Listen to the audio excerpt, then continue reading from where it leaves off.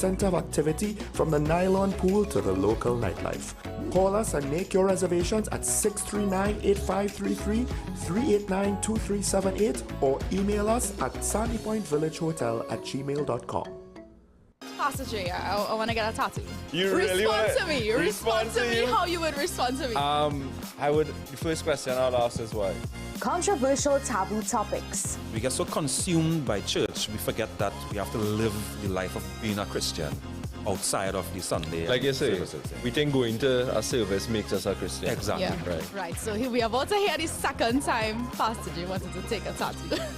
Would have been late last year and early this year. Oh gosh.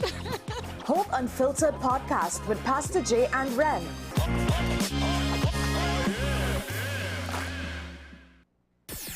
WESN.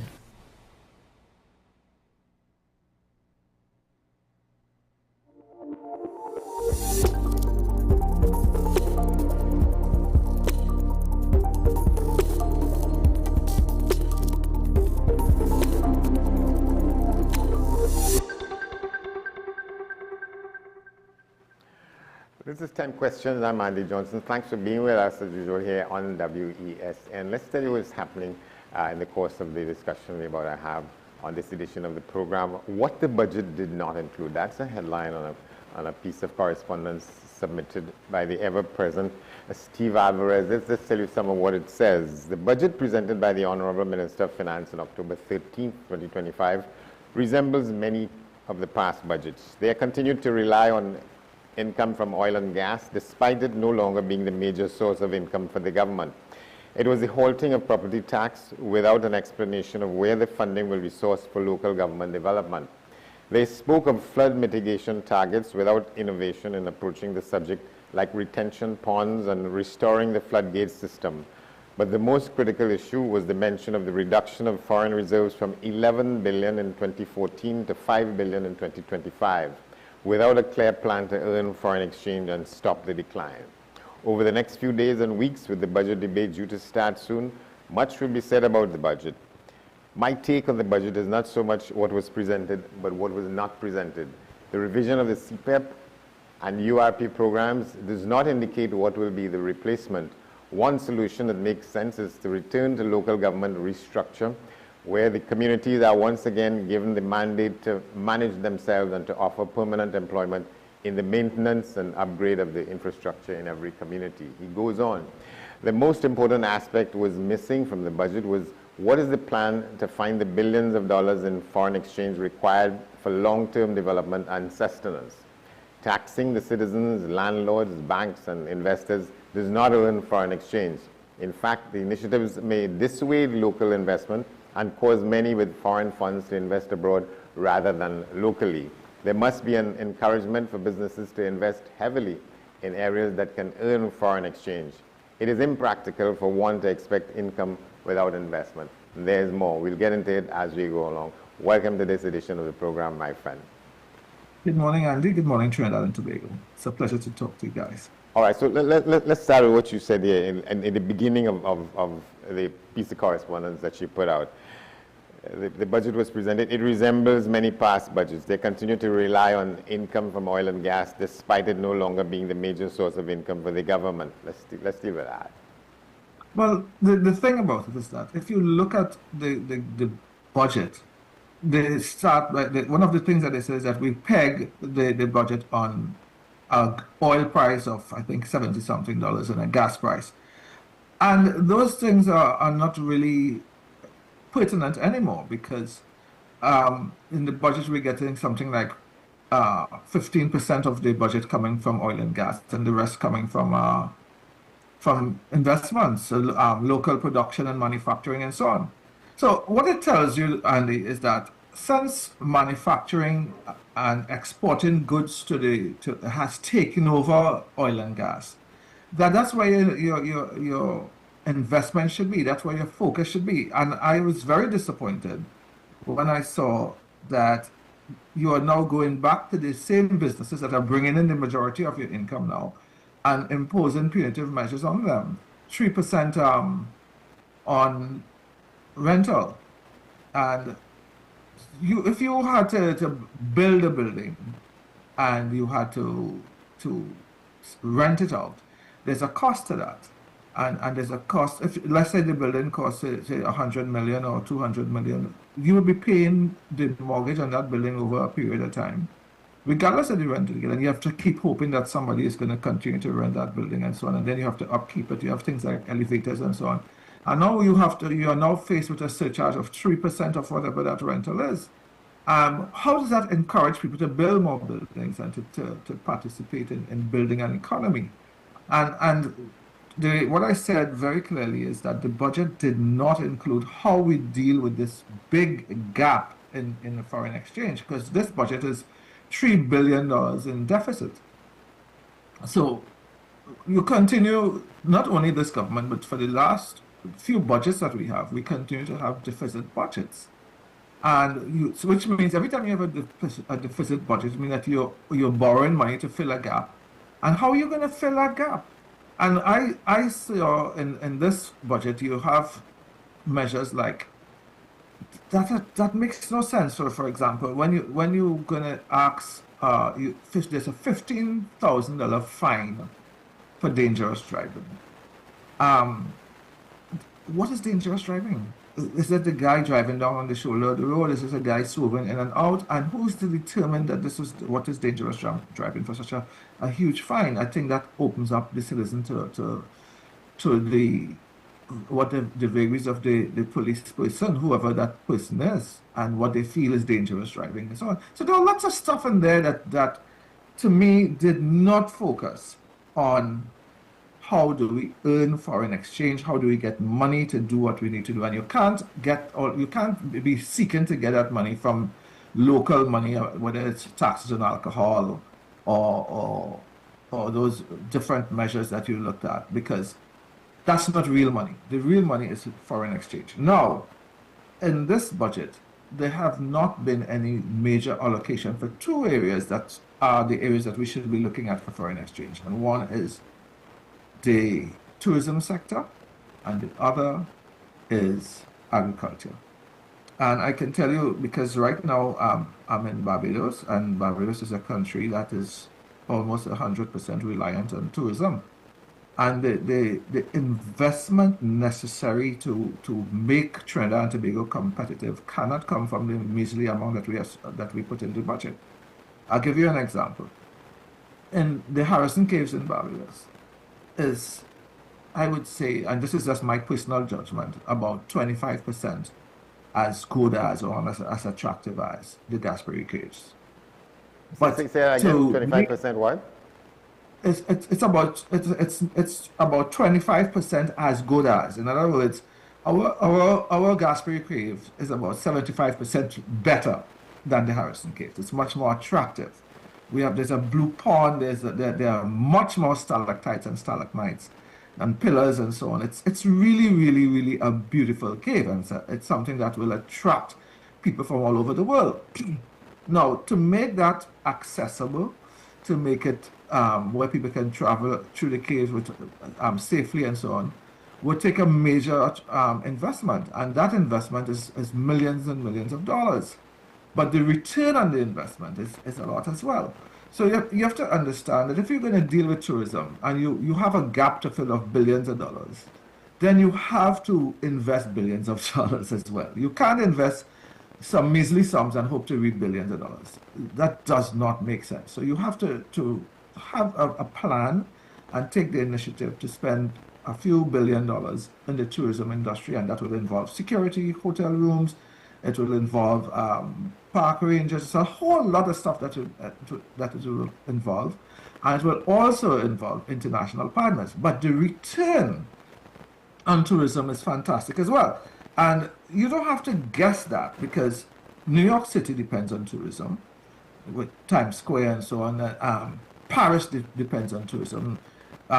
London depends on tourism. A lot of the major cities in the world, and especially if you go to the Middle East, you have places like Turkey and Istanbul and a whole lot of and the Greek islands and so on. A lot of money is invested in tourism, because what tourism does is that it brings foreign exchange immediately. You don't have to wait on trade. You don't have to wait on a payment to come down the road, you get that investment immediately. And we have a good example of how it works through Carnival, because at Carnival time, this is just for a few weeks in the year, all of the hotels are taken, all of the car rentals are taken, people on the streets, the street vendors and so on, everybody make money. And that package we know is not well done. So I'm saying to you that the budget did not go into that direction and say, listen, we need to invest heavily, get international partners, maybe take international loans or so on, but we need to work on this, because tourism on the long term, and this is what we're talking about, on the long term, is going to bring a lot of benefits to Trinidad and Tobago. What is it then that you saw? I'm not sure if you saw the pictures in the newspapers about people celebrating in Woodford Square, which is opposite to the Red House, you know where it is. And so many times in the presentation of the budget, the Minister of Finance kept emphasizing this point. You know, when UNC wins, everybody wins. And people were in the, crowds, throngs of people were in the square at the deliverance of the delivery of the budget, and people were almost ecstatic about what they had heard. What do you think is? Well, I'll tell you what, Andy. I don't know if you would recall, there was a time when the public and people in general were very critical of the PNM for coming into the parliament with the Balize ties. And they were saying that you have to draw a line between the party and the government. The party gets you into government.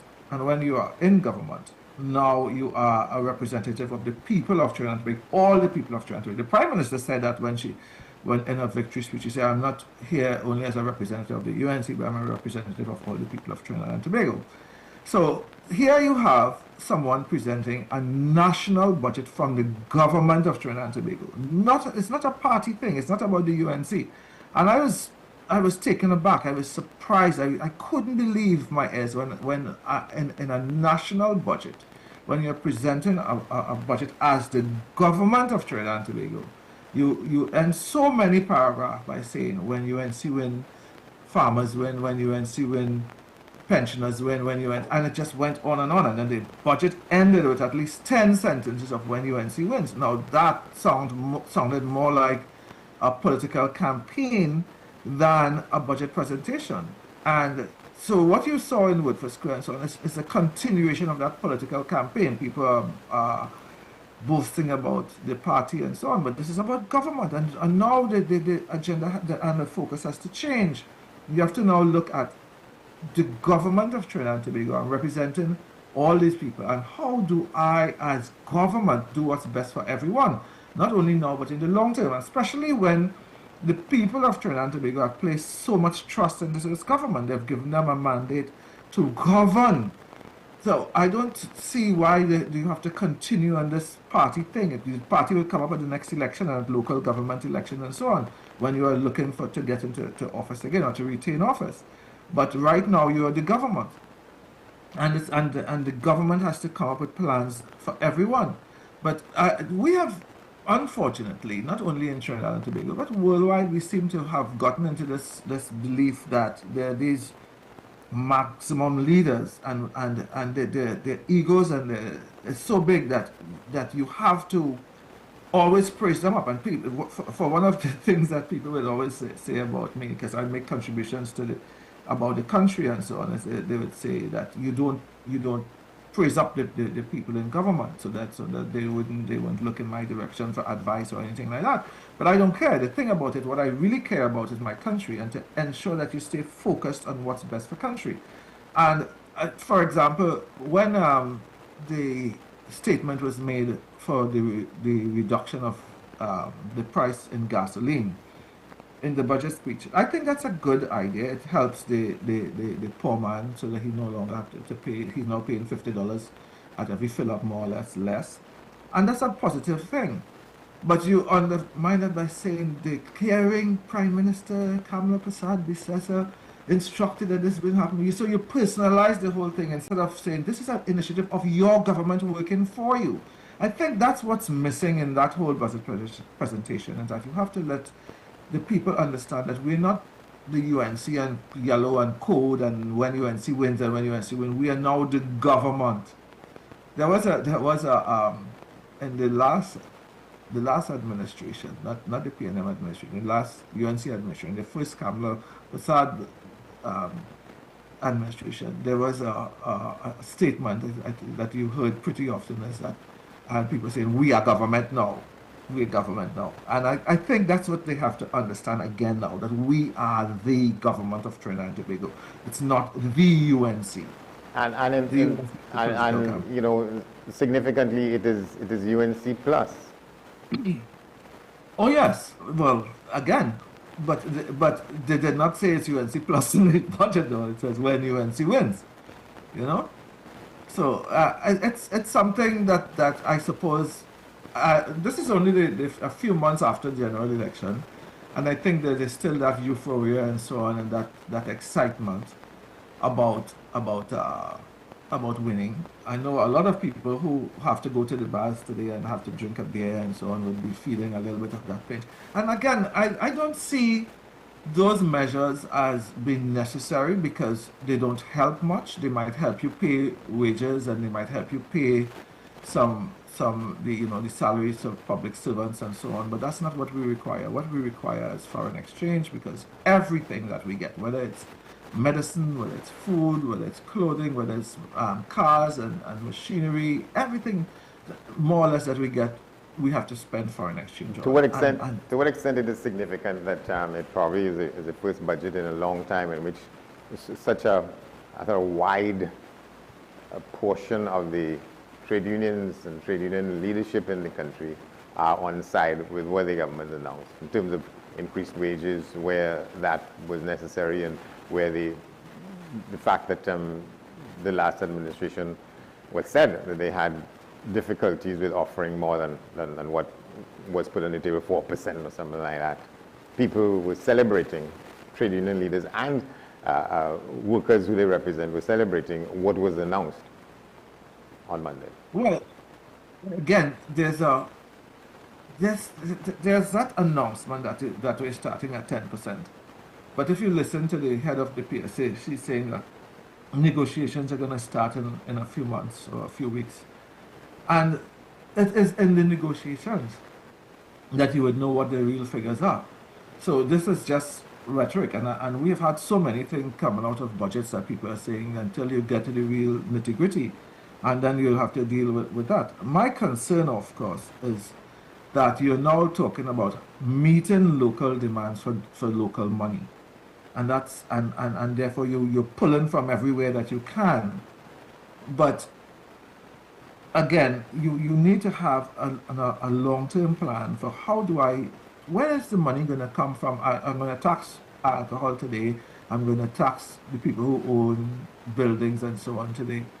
What happens in the next 2 years or the next 3 years? One of the things that I have been saying to the people, and I'm glad I get this opportunity to say this publicly now, because when I say it, a lot of people can't get to get the vision. But I tell you something, Andy. If you are a car manufacturer and you had to build a car that used gas and oil and a gearbox and the plethora of things that are included in an engine, and sell it for a profit, and then you have this opportunity to build a car that has no gearbox, no oil, no gas. All it takes is 2 electric motors, and it costs you something like 70% less to produce a car, and you're getting almost the same cost for the car. What would you do? You would definitely go where the production cost is less, and that is what is on the horizon. Every car manufacturer in the world now is going to electric cars. And as the batteries improve, you're going to find a lot of people going into electric cars. And eventually, the gasoline car, in the long term, will be less and less produced. The demand might be different, but the production people will be producing more powerful, better looking, and so on, electric cars. What does that mean? Why I'm saying this, Andy, is that in the long term, in 10 years from now, 15 years from now, the Manatee fields and so on that you're talking about, getting oil and gas and things, would not be bringing the income that you would. I am predicting that now publicly and saying to you, it will not matter. You can get as much money as you want, as much of access as you want to the cross-border fields and things with Venezuela and so on. But the price on the international market will not be attractive and will not be able to fill that gap that we need.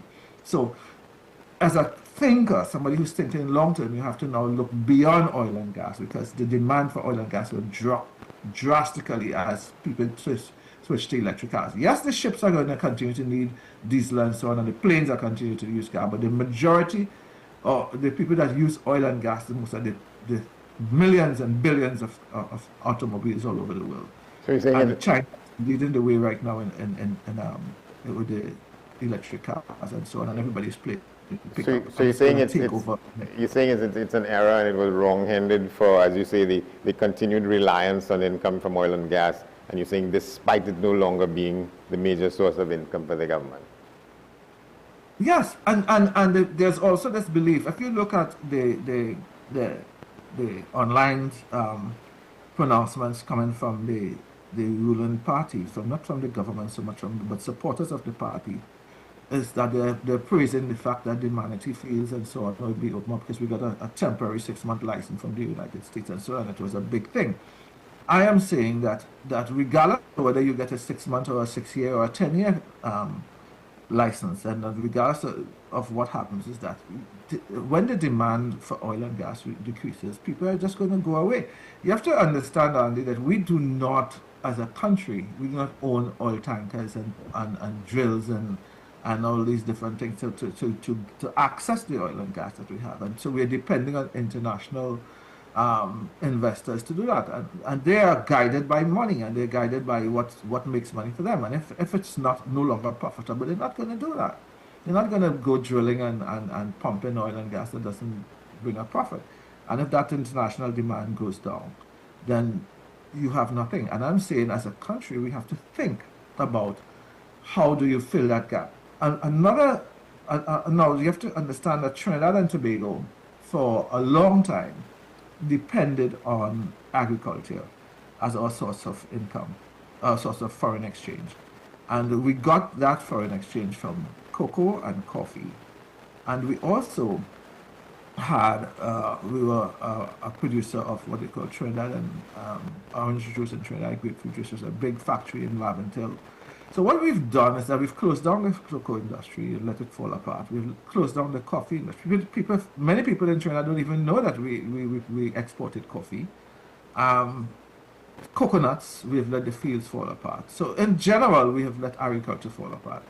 So now you have to reinvest in agriculture, because apart from cocoa and coffee, our other main product, as you would know, would have been sugar. The sugar cane fields are still around.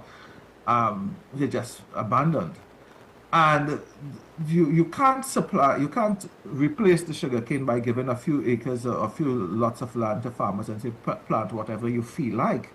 So there must be a concerted effort by farmers, businesses, and so on to target the international market with special products, and we know some of those already that are in the long term that are.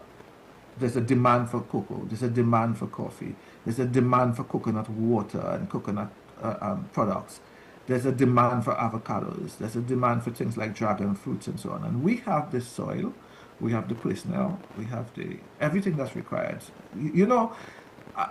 I'm amazed that a few people would know that Israel, which is a land with terrible soil, it's a very rocky kind of desert country, they export mangoes. Then they produce a lot of mangoes to export, and that's Israel. And they are a rich country. I'm just saying that we have to find a way to understand that agriculture brings with it a lot of benefits. The United States of America, agriculture is a major factor in the U.S. because they produce potatoes. Every time we look at potatoes, they produce orange juice, they produce apples and grapes and so on. A lot of stuff. Most of the land in the United States is not occupied by buildings and so on. people will be surprised to know that most of the land in the United States is occupied by agricultural lands, with corn and wheat and so on. So agriculture is a major factor for countries all over the world, except Trinidad and Tobago, because we've gotten so accustomed to this dependence on oil and gas. So as the oil came and the gas came, we just destroyed this and we just destroyed it and we closed down this because for some reason which I could never understand, we felt that it was going to last forever. And now that we are in this position, we're still hoping that, well, we'll get some more oil and we'll get some more gas, rather than planning for the future. Yeah, you said something a while ago that I think it sort of lifted the sense of curiosity that I've had about it over the last couple of months. I'm not sure if to say it's sudden is correct, but the extent to which coconut water has become the thing, and you say we also prize avocado, the presence of avocado and so on. And I was wondering, well, how long will it take before this craze about coconut water has run its course, and then what we do after that? But you are saying that there are ways to make that work well into the future? Oh yes, right now there's a country, I can't remember the exact country right now, that came up with a brand of coconut that deals with the problem that we've been having with the beetles and so on that have been affecting the industry. So there's a coconut that is resilient to that, and coconut water is now internationally there's a demand for coconut water, and we have huge coconut fields in Mayaro and Cedros, and at one time there was a lot of coconut fields in Moruga as well. And so because of the coast that we have, we're an island surrounded by water, and coconut likes the sand and so on. We can easily revive that industry. But the point I'm making though, Andy, is that you cannot just leave it up to people to plant whatever they feel like. As a government, you have to offer direction. You have to say, listen, these are the crops that we are going to focus on, and we are going to arrange for the export and so on. Now, I was fortunate enough to spend 3 years working for the Statutory Authority Service Commission, and one of the statutory bodies that I looked after was the Cocoa and Coffee Board. And they were very well organized, very well structured, and I remember they had millions of dollars in foreign exchange into their accounts for just organizing the export of cocoa and coffee, even though the market was so bad. And as I remember having discussions with the then Minister of Agriculture, who was saying, wow, I can't believe they have so much money. And then he indicated that we have to change that. We have to be able to have access to that, and he closed down the Cocoa and Coffee Board to form a company called the Cocoa and Coffee Company and so on, which never really had the expertise and the experience that the Cocoa and Coffee Board personnel had. And I don't know where that ever went to, because I left government after that. But I'm just saying to you that if you have groups of people who are focused on an international market, and you focus on what products you're going to be marketing, you will be able to get the foreign exchange that is required, and that will fill some humongous gaps. I can't begin to think of the amount of crops that we could export, and it's just that we just don't do anything at all in that direction, and that's the problem. And everyone in the world would know that the fundamentals does not change. The basics are food, clothing, and shelter as the basic needs of the human being, and there would always be a demand for agricultural products. There will always be a demand for that, and then you would have something would have to be wrong with your thinking if you don't produce food in a country where you have adequate soil and water and personnel and everything. I am amazed that you drive down the highway and you just pass acres and acres and acres. I'm talking about something like 70,000 acres of abandoned land. Which country in the world would just abandon their fields and just leave it like that and think that that's good management and that makes sense? So I don't see that as good thinking.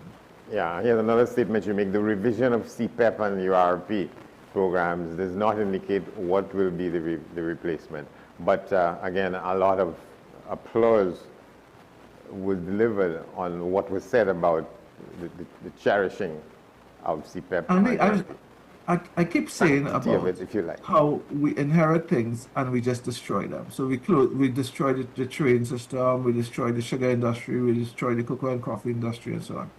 One of the things that we inherited that was really, really, really great and worked well was the local government structure that allowed for county and wards. And in every village, there was something like 80-something, 87 when I checked last, or 87 or 88, distinct villages and townships throughout Trinidad and Tobago. And you would know them because they all had a police station in their area. So Carenage Police Station, Digger Martin Police Station, and Belmont Police Station. They're distinct, that, you know, Moruga Police Station and so on. You would know that these are distinct villages. And in every village, there was maintenance of the infrastructure in that village from the people in the village. And so the roads were maintained, the drains were kept clean, the beaches were maintained and so on by local people within that structure of local government that we had. And those people had permanent employment. It wasn't 10 days. So we got rid of that structure of local government and replaced it with what we call regional corporations, which have absolutely no identification with the villages and towns and the people that they know. So that, for example, the people in Moruga don't know anybody, or they know very few people in the Princestown Regional Corporation, which is responsible for Moruga all the way down to Marak. And because that structure has been destroyed, what they did is that they replaced those local employments with CPEP people. But CPEP people have no vested interest in maintaining the roads and cities because all they're looking for is another paycheck and another so on. And if you ever wanted to see what happens when you get this sort of free money and so on, you just have to go to Tobago, because as soon as CPAP and URP took over in Tobago, a lot of the people, the industry in Tobago, like Tobago produced, for years they produced their own eggs, the average people had the little tourism sector who's producing crab and dumpling, who's doing this and so on. And they've now found that there's an easier access to just having a temporary employment and for CPEP and URP. I heard the Tobago, the head of the Tobago House of Assembly saying, well, you know, we're now going to use CPEP and URP to create more businesses among our community. But we need to not have temporary employment. Temporary employment there's no dignity in temporary employment, because you can't go to the bank and say, I have a job, I have a family to maintain, I would like to get a loan, and because you don't have that permanent thing. And if you really love the people, if you really care about the people, you want a man who has a job to be able to have a job letter and go to and get access to a mortgage or a loan, and to look after his family, not in a short term. And you're gaining a job shouldn't be because of the party that you support. It shouldn't be because I could get a group of people to fill a maxi taxi to go to a political meeting. To me, that is dehumanizing, and that is insulting. But I may be wrong in thinking that the regional corporations, as we understand them and know them now, was an effective replacement to the county councils. But you're saying that the regional corporations do not represent local government in the modern day understanding? No, because for a country, you see, just look at international best practices internationally.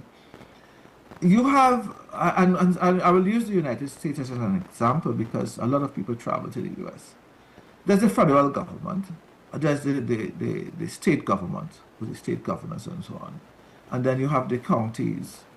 But even after you get to the counties, you get to the townships, and it's in the townships that you maintain, that you have the schools being maintained, you have the security being maintained, so that when you go to Miami or to Florida, for example, there's Miami police, there's Fort Lauderdale police, there's Coral Springs police, there's all these little communities, all these little townships manage themselves, and so they have township, what we call in Trinidad the property taxes. So you pay your local taxes, and those local taxes maintain your road, maintain your infrastructure and so on. And it allows the people in those areas to have a certain pride in their own community. So there's some communities that would say that your houses cannot be painted in all kinds of different colors. There are communities that say this is how you have to maintain your yards and so on. But it makes you, it's just that sense of community, that sense of I belong. And I grew up in Moruga, but and I remember at any one time whether it's cricket season or football season, you're gonna have all these other villages, those surrounding villages, whether it's Marak, Laloon, Grand Chimay, Bastia, St. Mary's and so on. These people would come together with their different teams and so on. And there's always that sense of community, so that when you go into right now, the commissioner of police, for example, come from the village of Santa Maria in Moruga there. And there's a sense of the community that makes them. You can't take that feeling of community and that feeling of a group of people belonging to a place and replace it with a regional corporation. But you think, and you would know that, Andy, that is really sense, as a tremendous sense of, and a wonderful feeling of community that builds a community. And if you build strong communities, you have a stronger nation. Yeah, I just wondered to what extent maybe you at this point in time a little more, I would say, enthusiastic about what it's using anything about the United States in current developments to make a comparison, because what is happening there. Well, here you see exactly what I was just talking about, because now you see the federal government coming and saying, listen, I have to have more say in the communities. And that's where you have to fight back and so on. And the courts are coming into play and so on, because a lot of communities are saying, listen, we don't need this. We've been taking care of ourselves. Chicago, Los Angeles, and so on. So this is a very interesting time to see that fight between the community and the community structure. Sending the National Guard in on communities, on cities. Yeah. So it's interesting to see that occur. But again, I strongly support that people and especially that come together. That, for example, right now Los Angeles is fighting back, Chicago is fighting back, and a lot of people are fighting back because they have that sense of community, and you need that sense of community to build a nation for people to go forward. But you're saying that you're holding to this point that one of the things that will lead to a solution is to return to the local government structure, where communities are once again given the mandate to manage themselves and to offer permanent employment in the maintenance and upgrade of the infrastructure in every community. You also say that the most important aspect that was missing from the budget was what is the plan to find the billions of dollars in foreign exchange required for long-term development and sustenance. You say taxing the citizens, the landlords, the banks and investors does not earn foreign exchange. And that regardless of what our aspirations are, regardless of what magnanimous plans we have for our country, nothing is more important as to earn the income. You cannot spend what you do not have, and therefore you have to find a way to earn income. Where's the money coming from? How are you getting that money? And that's what I would love to see in a budget. Instead of while you're thumping the desk and boasting about when UNC wins, I want you to tell us, give us some sense of hope that over the next 5 years, this is what we do. The PNM have taken us from 9 billion to 5 billion, and we are different. We're not going to continue to borrow what we don't have and to withdraw down from these Heritage and Stabilization Fund. Instead, we are going to take a long-term loan of so much billions of dollars, invest into this sector, because there must be the figures to prove that, to show you that because it has been proven that over the next 10 years, this is where we're going to get our foreign exchange from. And that is what I would love to see, because then you get everybody on board thinking, you know, we have a country to build, we have somewhere to go, and it's going to be a better tomorrow. And that's the excitement that we want. We don't want a few people thumping desks. We don't want a few people holding placards in Woodford Square. We need a nation to come on board and say, listen, we have put a government in place that are putting our best people in administration, and we are doing the best we can to build a better nation. And that is what it's required. Yeah, so those I would say optics. You don't think they will go far enough? They won't last too long. The crowd that there was in Woodford Square for the presentation of the budget and what happened after it, you saw like Carnival was taking place. The people who were highly congratulatory about what they heard. That's Woodford Square. In the Parliament, I think it's the most applauded budget presentation that I've heard. Well, in my you know, lifetime it's so far. funny. I look at what is happening right now, and that, and as I said, this is not only in Trinidad and Tobago. If you look in the United States, for example, there's so much praise for the federal government and what they're doing, and so on, and because it seems that it is necessary to say good things and to make these noises and so on, so that the people in power would feel that they're doing a great job. Now, regardless of whether you say, of what I say or what anybody else will say, the reality is going to be, are you better off today than you were yesterday? Are you safer today than you were yesterday? Is your country in a better place than it was yesterday? You drive around Port of Spain and you see the Queen's Park Savannah being overgrown. You see the vagrants are still there. You see nothing that is giving you this feeling that, you know, I've just put a new government in place and they're working it for me.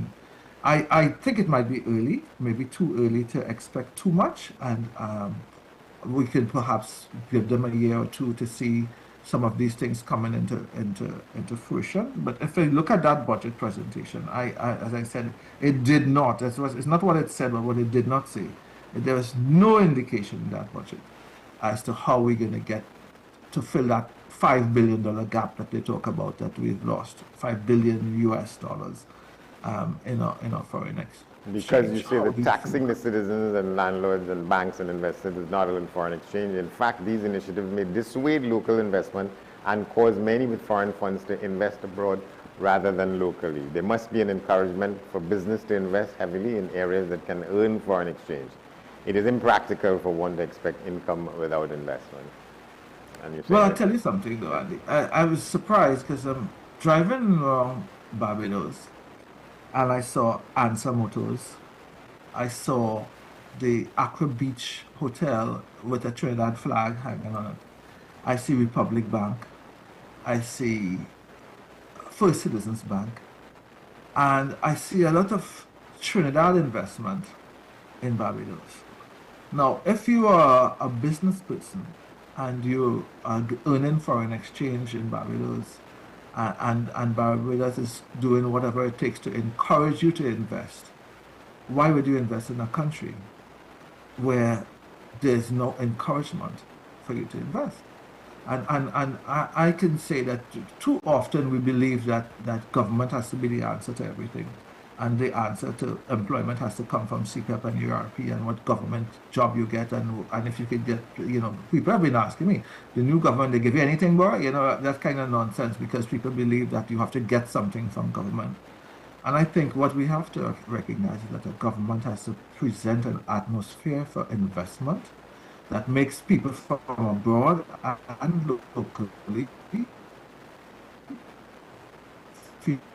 to invest country, the more they will invest. And that's what we need to see. We need to see the investment. You call for what you say which should be major unprecedented investment in agriculture and tourism. You say billions of dollars must be invested in to get billions in return. In tourism, incentives must be given to upgrade hotel rooms to international standards. The bird sanctuary must be upgraded with hotel facilities, gift shops, restaurants, proper parking, eco-friendly boats, and security. And you didn't see anything that leading to that. I don't think. Go ahead.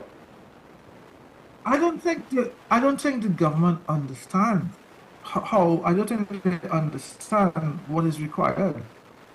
I don't think they have a vision of what is required to take us to where we need to be competitive internationally, and that is what is required. We have to look very, very much at what are the requirements to bring us up to a certain level, to make people want to invest in Trinidad and to make people, and that is the sort of things that look, and we do what is necessary to take us to where we need to be, and that must come if we have to. Agriculture must also attract must have a better Go ahead. country, so we cannot continue. What's that? I kind of lost you there, Andy, for a second. Yeah, no, I was reading again from a statement you make here. Agriculture must also attract major investment. There must be initiatives to mass produce cocoa, coffee, coconuts, citrus, and exotic fruits like avocado and dragon fruit. Flowers, the Moruga Hill rice, peppers, and pineapples must be cultivated in a manner that attracts international markets. Such investment will always be reliable sources of income, especially as income from oil and gas are likely to decline due to the production of electric vehicles, and which is poised to replace the demand for gasoline vehicles due to production costs. So we dealt with the question of the emergence of more and more electric vehicles, but you're saying that there hasn't been enough in the presentation to convince you that the emphasis will be placed where you saying it ought to be replaced in terms of where it should be in place. Well, I'll give you an example of that I heard someone talking about recently, and they were saying that they had a problem being competitive in exporting flowers to the United States because, and they're saying, listen, flowers do not take up a lot of space and they're not very heavy, but they have to pay so much of an airfare to transport these flowers to the markets internationally.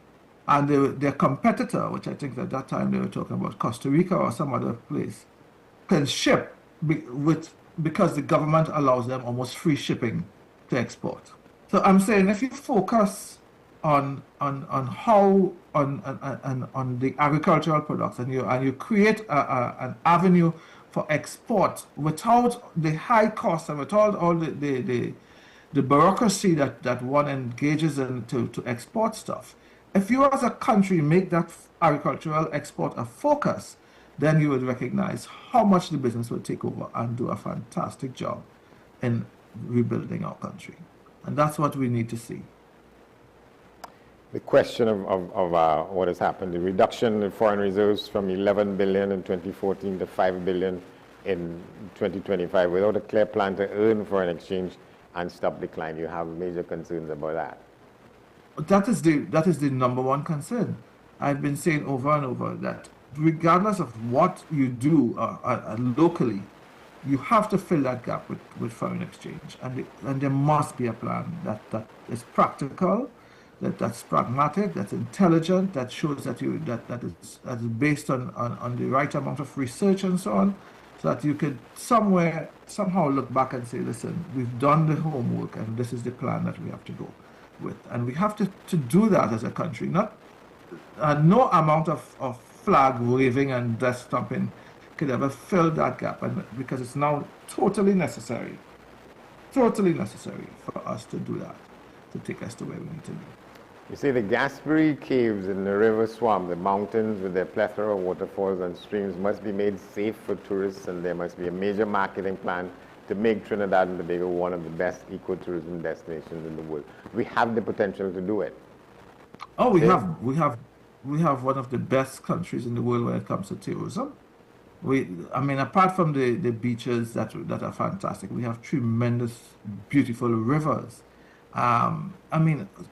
If you were to ever kayak down the Moruga River, you'd realize, oh my God, this is fantastic kayaking. And we have about 7 or 8 similar rivers we have waterfalls, we have the whole northern range, and I was able to hike all the way to the top of El Tucuch, and I think that there isn't a tourist in the world that wouldn't like to go all the way to the top to El Tucuch and have that fantastic experience. So there's a lot of stuff that we have to do, but there's a lot of investment that is necessary as well, and that's not coming. We don't see that coming. You are an advocate for a revision of some of what was presented in the budget debate. And how do we do that?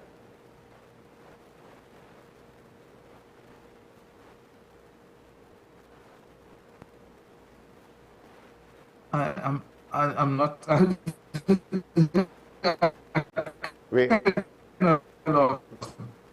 We lost you there for a moment.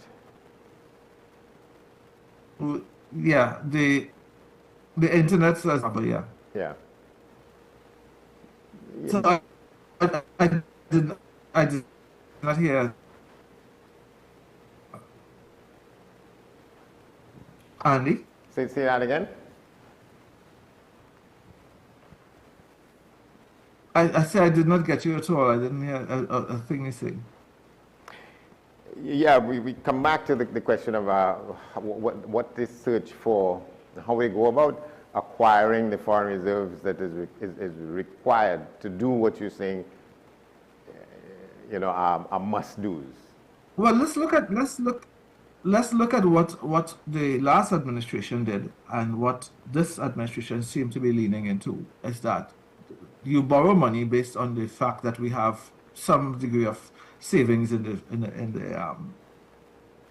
the Heritage and Stabilization Fund. But you have to understand, Andy, that if you look at the United States has just decided to invest or to loan Argentina $40 billion. That's 40 billion US dollars to help rebuild Argentina. What is required for Trinidad and Tobago? You can't get it from a loan of 3 billion US based on the stabilization fund. What is required to position us to be competitive internationally is somewhere in the vicinity of 10 or 15 billion US dollars. So it's beyond what we have in the stabilization fund. It's beyond what we have access to borrow. And so that has to come from a plan that makes a business plan, a long-term business plan that makes sense. And if you have a long-term business plan that makes sense, you will attract international partners and international countries. So you have to partner with rich countries like the Middle East and so on. And you're not looking for grants and you're not looking for donations. You're looking for a source of income that going to take you over in the long term. And that is really, really what is required right now. And there's no indication that anything is being done in that regard. And it's not, you won't say that that is those kinds of initiatives, the announcements about them and the proposals for them are things to come, or you're saying that there's an absence of it, there's a worrying absence of any suggestion, of any notion that is how we're going to go as was presented, as we heard in the budget? I can't say that there's anything in the budget that leads in that direction. I can't see anything in that leads in that direction. So we have to. I need there's someone knocking here. Give me, but but there's nothing in the budget that indicates that sort of thing. All right, let's leave us on the note that probably it will be interesting to see what not probably, certainly, to see what will emerge in the debate when it gets to that point, in the budget debate. But yes, sorry, we have to leave quick now, but thank you very much. You've been a good soul. It's been a pleasure, though. Thank you very much, sir. We will keep in touch. Steve Alvarez. This edition of, thank you very much. Yeah, that's our program for this edition. I'm Andy Johnson. Thanks for watching. We'll see you next time.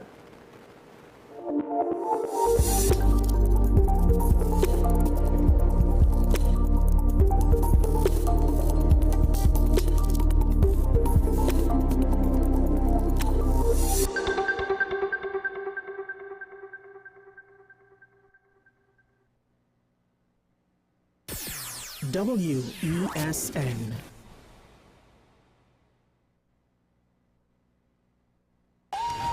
Come travel with us as we explore Diwali across the globe. Diwali is celebrated in many countries worldwide, but do you know the traditions and practices of each nation? From Guyana to Australia, WESN presents Diwali Passport.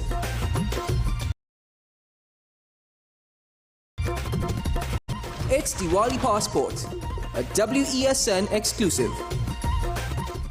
Diwali Passport, brought to you by Chatak Food Products and The Little Store Limited. When it comes to Pira and Laddu, I just use Chatak's Laddu and Pira Mithai Mix. It's a combination of traditional ingredients in one pack. I don't spend all that time